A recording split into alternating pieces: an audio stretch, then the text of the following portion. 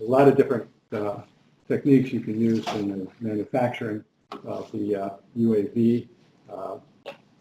You, of course, start with your requirements for that and what you need.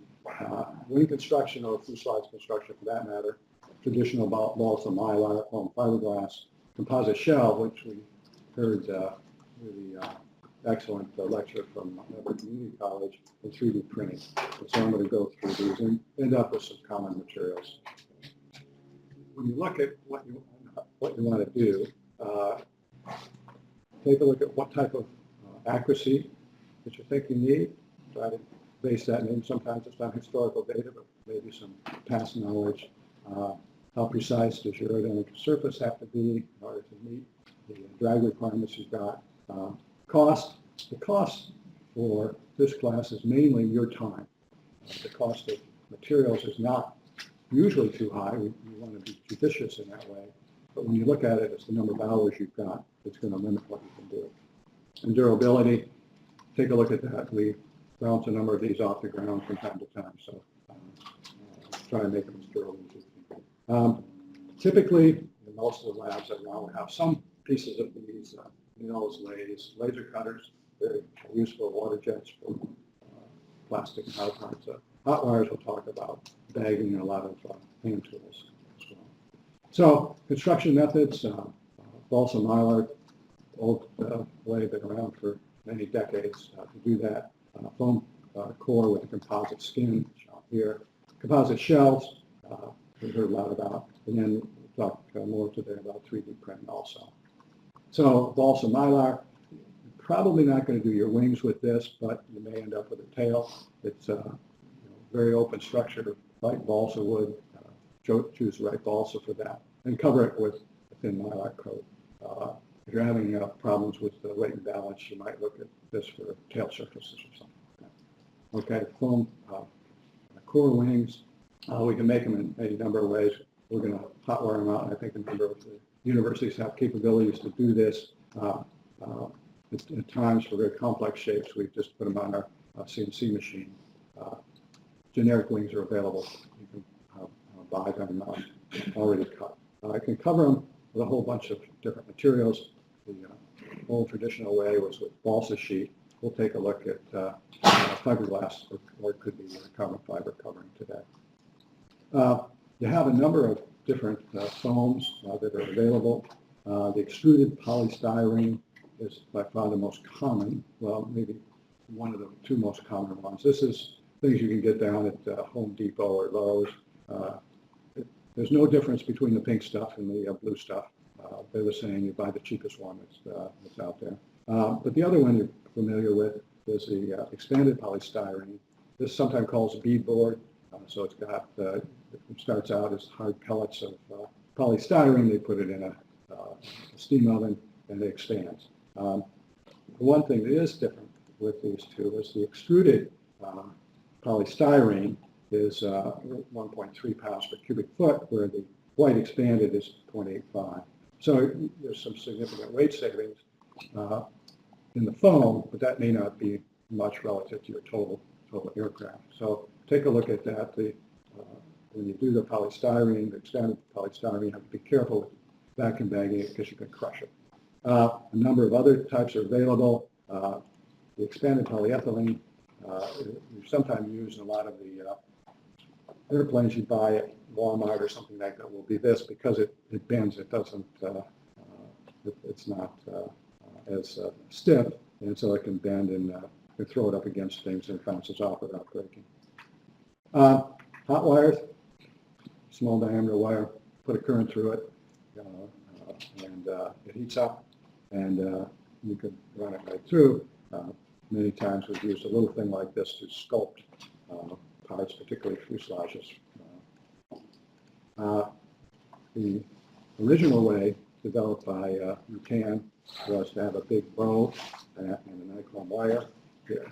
And then we're going to run a current through that, so it heats it up hot enough to slice the foam. And hot enough means that you've got to adjust that current so it's not too hot and not too cold. If it's too hot, it melts a big swath through it. If it's too cold, it doesn't cut any drags. So hands ones are been around for a long time, 4 full-scale, at least home-built aircraft, and for model aircraft also. One thing to look at, you can make all sorts of cuts in it. You can put, in this case, a balsa leading edge and a balsa spar in the middle of it and glue it together. I think a number of the schools now have 4-axis CNC cutters, so there's a hot wire between 2 towers, and you can program each end of it. So you put the airfoil coordinates in each of the 2 ends. You can have tapered, swept wings with this sort of thing. This is the one at Purdue, fairly simple to utilize. Just getting the wire temperature correct is generally the first time. Will take a couple times to get that right. But you can cut anything. You can develop with a straight line. So rectangular, tapered, and swept wings work with them. With this, you can cut out all sorts of wings. There's a tapered, swept wing, fairly thin, a lot of camber. Here's a wing that was coated with mylar, maybe okay for your glider, but you may want to go to something more than that for your actual airplane. This is one of the techniques I'll talk a little bit more about. It's got a fiberglass coating, but a very smooth coating on it. Note that you can cut grooves in this for, say, your control wires, or cut grooves or holes in it for your internal spars on the wire cover. So coating materials, all sorts of things have been used. I said balsa was another, or the very thin plywood for strong things. People use wrapping paper with a lot of glue on it. Don't want to use. I think probably what you want to use, unless you want to go back to some balsa wood, is to use a fiberglass. Or like I say, for a glider, you might just put some mylar on it. This is a construction technique that was developed by Mark Trella, I would guess 25 years or so ago, called it a glass slipper. The idea is to put on fiberglass to get a smooth surface, because normally when you put fiberglass on, you get the imprint of the fabric on the surface. So what it does, in the process, we have a layer of mylar, the blue layer here, up against the fiberglass. And so when we take it all apart, the fiberglass cloth is as smooth as the mylar. And so this gives us a very nice, smooth finish to it. So we lay this up, and you'll notice that there's actually 2 pieces of mylar here, one on the top, one on the bottom, with a piece of tape in between. Always hard to bend things around the leading edge. And so when we get done with this, we'll have to do a little handwork on the leading edge. So this goes together in a bagged layup with the fiberglass, a little foam in the middle, the fiberglass, the mylar, there's a perf ply here, and then a breather cloth, some cotton-like material that equalizes the pressure over the whole surface of the wing. This is the way we lay it up. You cut out 2 pieces of mylar. You tape them together down the middle. So from end view, you've got 2 pieces of mylar with some tape on it. And then you put the fiberglass cloth on the top of this, and you wet the cloth with mixed epoxy resin. And you spread the resin all over the surface with a plastic squeegee. So one of the nice things about this, all your layups are on flat surface. So you don't have to paint things on a curved surface. So it makes it very easy to wet it out and to keep the resin content relatively low.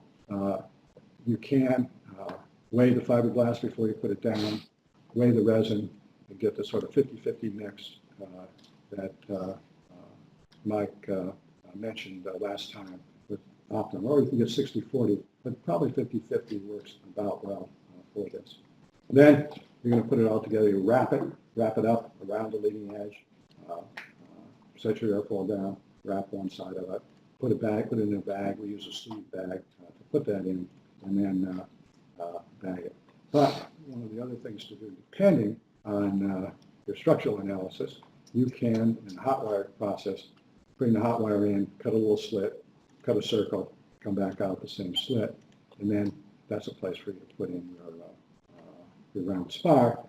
The other way that works pretty well also is to, during your composite layup, lay in a strip of carbon fiber tape, and this will give you a lot of bending stiffness for that also. And it doesn't take much to do that. The other way is you can do this without any internal spars. You have to take a look at the size of your wing and how much cloth you need to take up all the loads that you've got. Not too hard a calculation to decide that. So the other part that we've been using lately, what I didn't mention was some other ways to do layup. And again, this is maybe for the uninitiated, it makes life easier to do wet layups. And that is to make something called a wet pre-preg. Pre-preg is a material you usually buy that the carbon fiber has already got the resin in it. Keep it in the icebox or freezer until you want to use it. Bring it out and put it on, and put it in an oven to set the resin. In this case, what we've got is a table here, and we lay down a sheet of breather cloth, or I'm sorry, release film. It's coming out from the bottom. Release film. We put our carbon fiber fiberglass on top of it. Squeegee out again, and measure out the resin is going to go into that amount of composite fabric, and put another release film on top of it. You can stop then, and you can just take a roller and roll that out, and you get a very fairly dense and smooth material. And what you do then, you can cut this out. If you've got some complex pieces, you can just cut it out with the two release films on it, and then just peel the release film off of one side and press it into your mold with the other. Or you can go ahead and put a breather in and put a bag over the top of this, and this compresses it a little bit more. The advantage is, particularly, say if you're doing a fuselage or something like that out over either a mold, a male or female mold is, now you just take this and put it in. Otherwise, you're painting inside the mold or outside the mold with resin. So this is just another way to go at that. May be useful, so I bring it up for that. We've had a great talk on composite shells, so I won't say anything more about that. But other than the fact that, like some of the ones we saw from over community college, out of a good mold, you just get a beautiful carbon fiber piece, which is not only strong, but really looks good. Then I wanted to talk about 3D printed wings, additive manufacturing. A lot going on in the world now, additive manufacturing. A lot of ways to do that. I think we talked about this. What the additive manufacturing does is we trade labor costs and production time for other factors. Used to be cost, but now I would guess all the universities have a fair number of 3D printers of all different sizes. $100 you can buy one for your dorm room and make small parts with. A lot of different technologies available for this. Mostly what people, and the number of small machines that are out there now, are fused deposition modeling. So where we heat up a little plastic and have a computer put that head at different places, and we put down little balls of plastic and keep running it around to get strings of plastic and build up our part selectively for sintering. Another very common method, do a lot more with selective laser sintering, stereolithography. There's another one you may have some around. Digital light processing is another one like selective, like stereolithography, only it does things in a whole picture. So this is FDM machines, various sort with the digital light processing. FDM, as I said, is big as we extrude this plastic onto a plate. Resolution depends on your nozzle, what type of materials you've got, speed you're working. It's not really accurate. It's pretty good though. It's certainly good enough for wings and fuselages for what we're doing. Fairly low cost, like I said, a couple $100 to buy one. Material isn't too bad either. One of the things about it is anisotropic because you're writing these lines of plastic, and so there's a different strength along the lines than there is perpendicular to the lines. Generally speaking, you might have to add some support material. That's what these two are. The red is the support material, and the blue is the build material. Trying to get away without using any support material. Support material, let me go back. For instance, if we were building up this shape, which is overhung in this region, we would put in some support material there, so we hold the part up while we're making it. And the way we're making it is we lay up one layer, this goes down, we lay up another layer, it goes down, we lay up another layer, it goes down. And so we've got to put in support material so when we get to this one, we can lay up that layer. And when we're all done, this material washes out. Maybe it washes out with water or something else, but we clean it out at that stage. SLA uses laser, typically, same sort of thing, and powder. It can be a photocurable resin that we put on as a powder, and it polymerizes that. This is used with fairly exotic metals also. So one of my colleagues was just out of Blue Origin. They're doing SLA for the nozzles on their rocket engine. So big pieces out of exotic materials can be done with this also. As we said, we're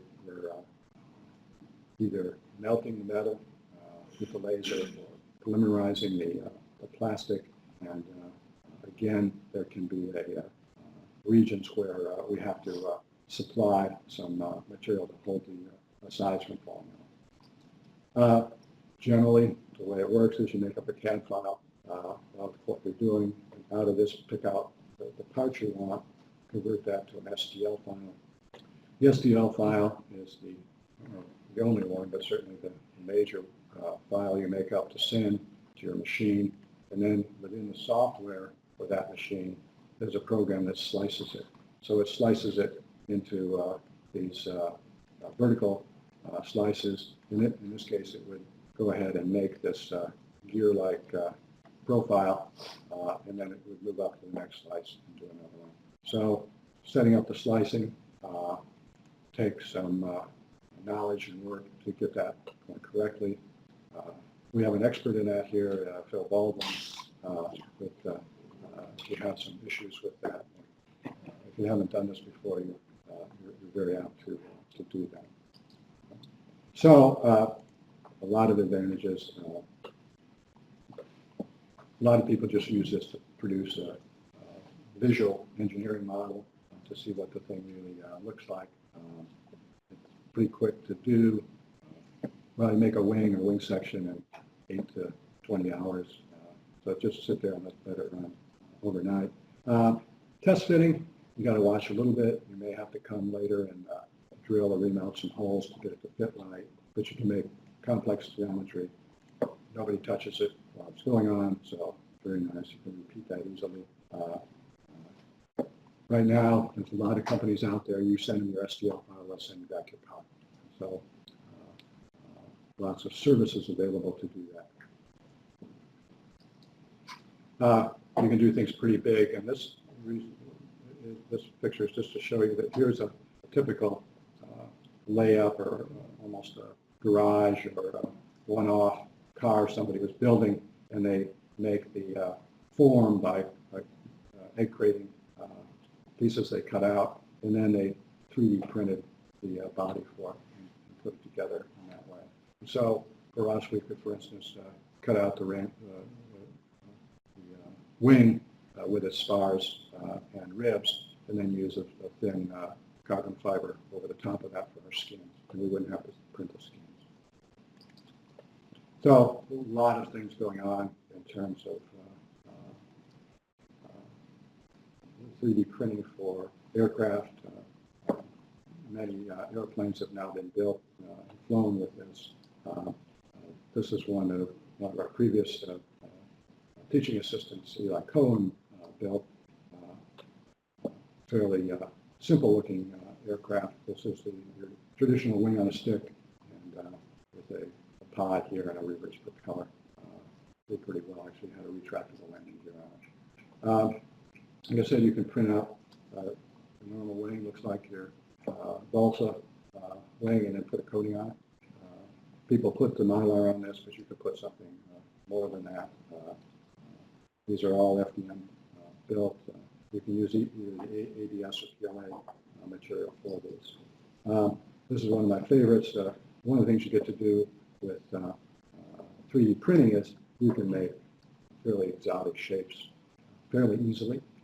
So these were made and printed to give this rather sporty looking fuselage. This is the wing that they used in this, very thin skin with a place for carbon rods to go through the center of the wing. Another case is a big glider. Here, what I'll show here is that the way these get done on a small machine is to make up some number of sectors, set up sets of carbon rods, so you can just stack it all up carbon rods. Notice that the aileron is also 3D printed and attached with hinges to the model. This is a NASA aircraft showing the internal structure of that. Pretty big aircraft, so it has a lot of internal structure, but it has no carbon spar on it. So they're taking all the loads with that internal structure. Another case, fairly complex model that was put together. And this is one we did 2012-13 in the Aerospace project. It was a 7.5-foot span UAV, complex internal spar and rib structure made up of it was 1, 2, 3 pieces plus the winglet for it. And this was for monitoring crops. And we've talked a little bit about this, but we actually did, I think, the BYU students did a very nice FDM model of this, or finite element FDM model of it, and actually compared it well to that. One of the reasons that I wanted to see this is experiments with the ABS alone, and then experiments with ABS plus the spar. And it turned out that we were probably overly cautious, and we used fluid with the spar, but the experiments indicate we could have flown it without the spar and saved a little bit of weight in doing that. Or the other way is we could have decreased the skin size or the number of ribs and spars internally to decrease the weight of the 3D printed piece. We talked about this overhang, doing support material. We'd like to do everything without support material. And so to plan ahead of time on how to do that. One of the things that you can do, you can print up to about a 45-degree angle. And so when you look at most of the wings people are building, this internal angle is less than 45 degrees or greater than 45 degrees, so you can 3D print it standing up in this particular way without support material. Having support material in this would be a real problem because there's no real way to get the support material out, so it's unacceptable. So do a vertical build. The other advantage is you're now, each of your vertical layers is here, is an airfoil. So you're not crossing the airfoil coordinates during your build, so there's no figure error in that. You generally go with whatever the minimum wall thickness you can get away with on your particular printer. The big airplane I just showed was actually printed up in Stratus's factory up in Minnesota, and they, of course, are the builders of most of these FDM machines, and so they could get a thinner wall, and we were able to get no overhanging structures, but you need to print something at the top and bottom of the wing also. If we do it this way, the wing is self-supporting. It's not obvious that you could print it vertically, but we do that to get good airfoil shapes and also not have to use any supporting material. I showed you some finite element analysis of this. This is, for instance, it's a Fortis machine. When you're printing, you print these lines of plastic material, and then you come next to it and you print another line. So your material is made up of these lines, and so along the line you get one structural property, and perpendicular to it you get another structural property. People working hard to get these anisotropic properties for this. You can do just the first go, doing some finite element analysis of this, use an average property and an isotropic average property. It's certainly what people did when composite materials first came out. They didn't have the finite element capability of doing multi-layered, different orientation fibers. Now it's very common, so go into CATIA and you can set that up fairly easily. Lots and lots of things going on in digital manufacturing. Many of the small or low volume manufacturers are using printed parts for their actual airplanes.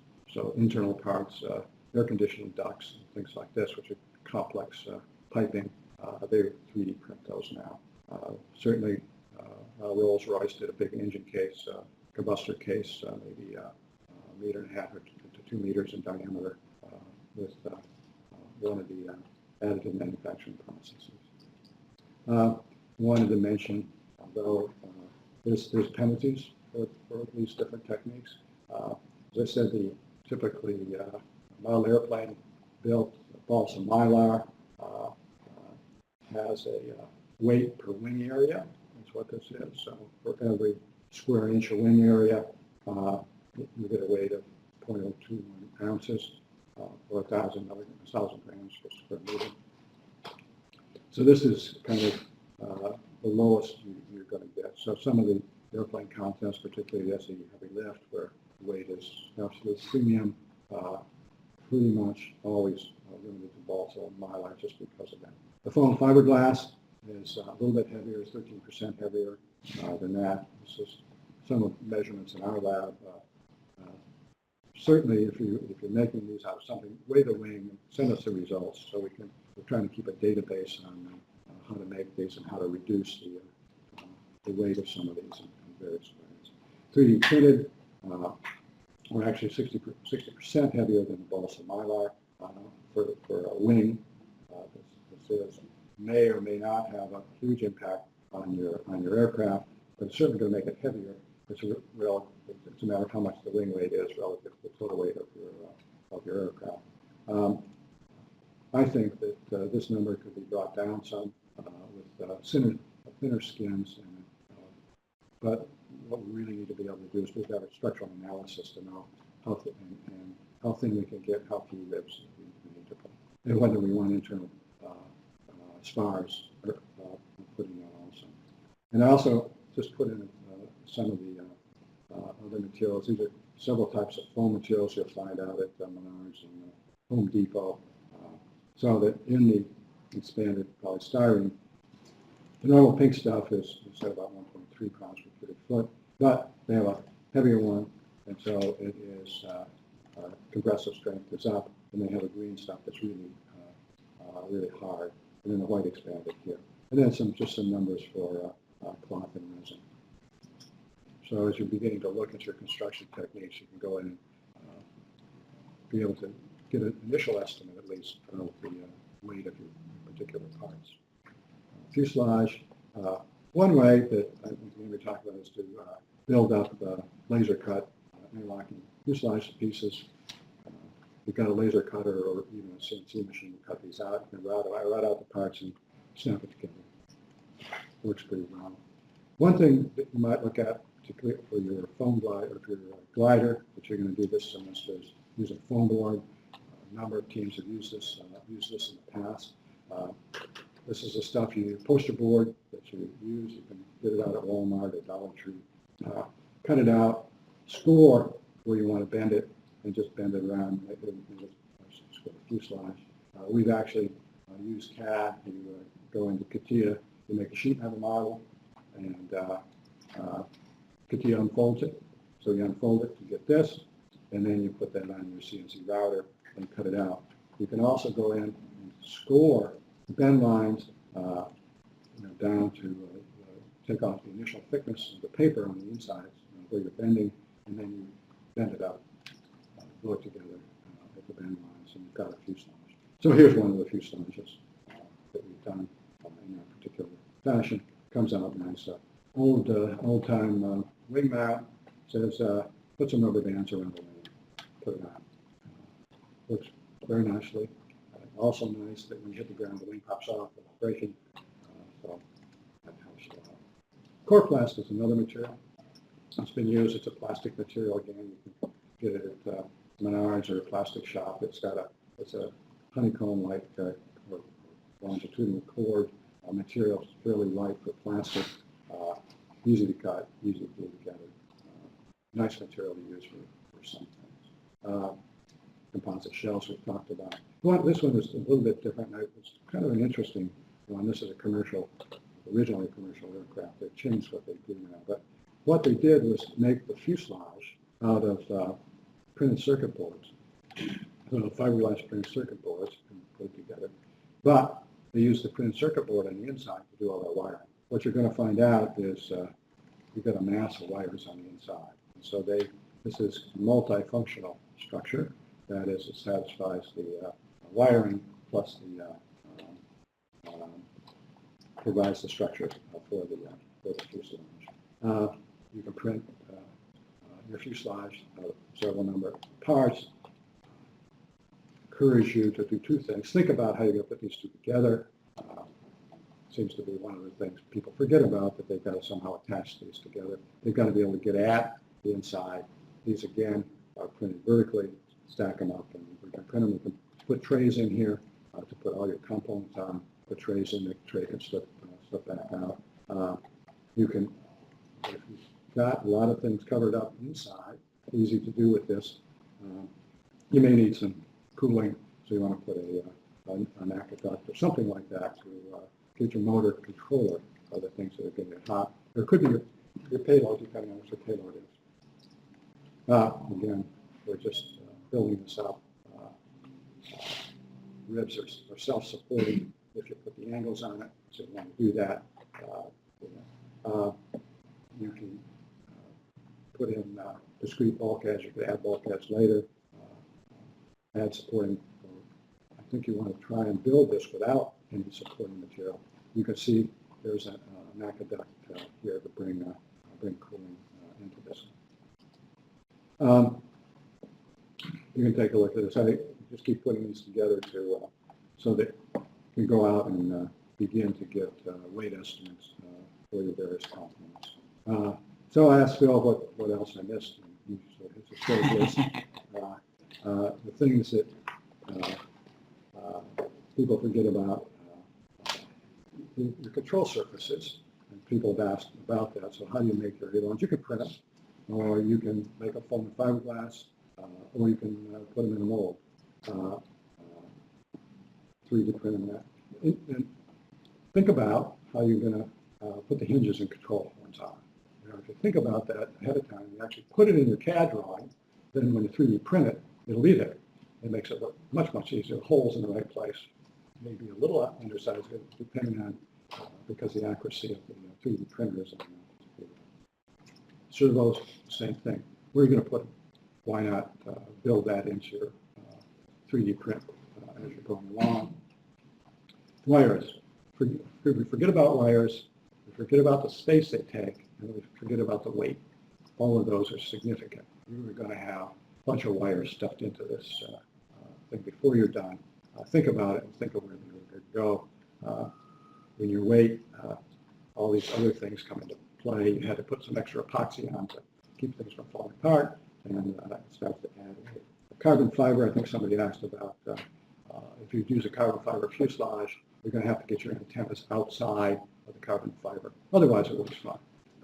But you'll have to plan on that. Generally, you're going to have your control radio, and you may have a downlink for your payload, or you could have also a downlink for the data coming out of the Pixar, or whatever autopilot usage. Take a look at how you're going to do that. And as I said before, printing, you're going to do a printed 3D macroduct there to get cooling into your camera. And speed controls, which are the two things. The speed controller particularly, I would say it's the most often thing we burn up. Motors come next. But depending on your payload, that might get hot also. Lots of ways to do that. Some data here so you can look at the weight buildup for your design. And that's all I got. Any questions?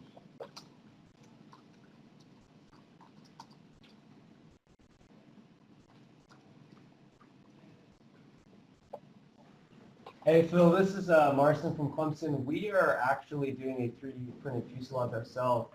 At some point, would you be willing to look at our model and kind of help us make sure we don't have any overhangs or anything like that?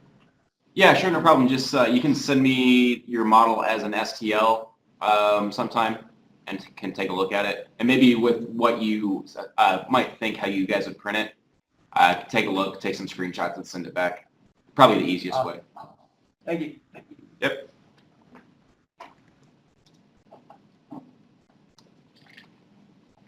Other questions?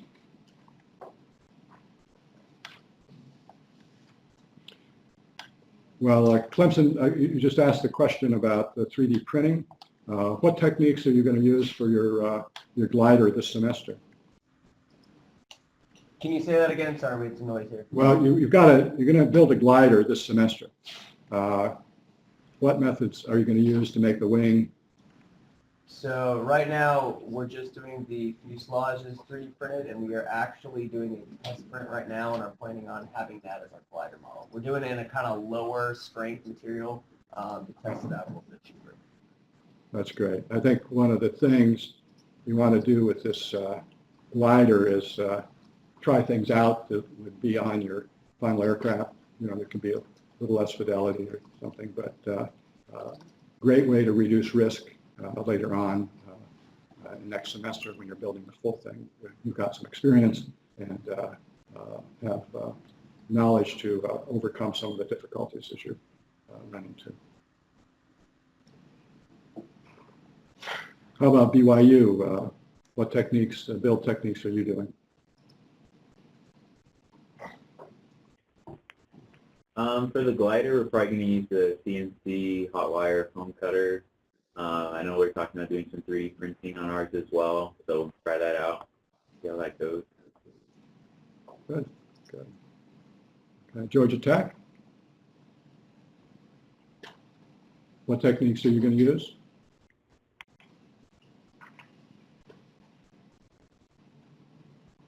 Probably mostly foam cut is what they're talking about. Are you looking at some 3D printing for your final aircraft or fuselage or wing? I don't think that's been determined yet. Okay. Let's see, in Tuskegee, what techniques are you looking at? No, sir, we don't have any questions. No, I asked you the question. What manufacturing techniques are you looking for, either for your glider or eventually for your final aircraft? You gotta repeat it. We didn't hear when you said it.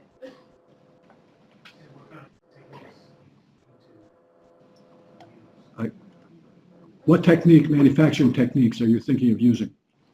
What manufacturing techniques are you thinking of? We're looking at additive manufacturing and composite parts. And foam, you said foam core? Foam core composites for the wing structure. Okay, good. Okay.